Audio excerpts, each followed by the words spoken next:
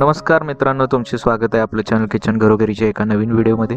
तर आज आपण पाहणार आहोत बॉईल अंडा भुर्जी। अंडा भुर्जी तर आपण नेहमीच खातो, पण बॉईल अंडा भुर्जीची चव काय औरच। अंडा भुर्जी बनते सुद्धा इन्स्टंटमध्ये आणि सामग्री सुद्धा फार कमी लागते। एकदा नक्की करून बघा। चला तर आपण कृती पाहूया।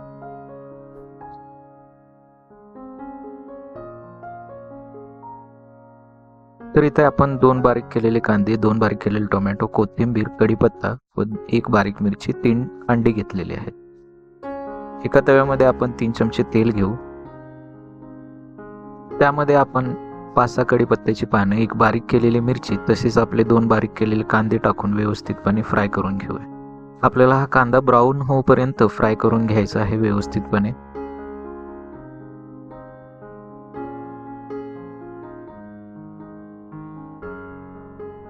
कांदा आपला ब्राऊन झाला आहे। आता त्यामध्ये आपण 2 बारीक केलेले टोमॅटो टाकून घेऊया।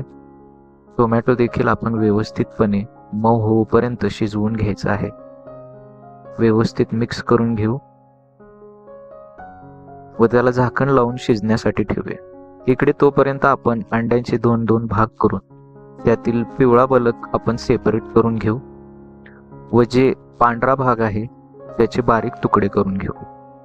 दाखवल्याप्रमाणे आपण तुकडे करून घ्यायचे आहेत। इकडे आपला टोमॅटो व कांदा व्यवस्थित मस्त शिजलेला आहे।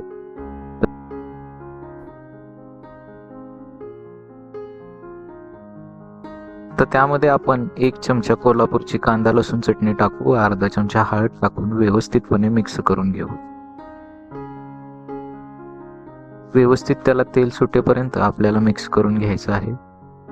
आता त्यावरती थोडीशी कोथिंबीर टाकू आपण आणि पुन्हा एकदा व्यवस्थितपणे मिक्स करून घेऊ।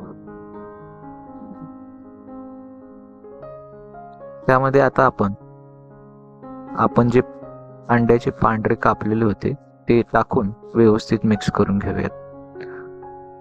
आपण त्यामध्ये पिवळा बलक लगेच टाकायचा नाही, नाहीतर त्याचा जास्त कुस्कुरा होतो।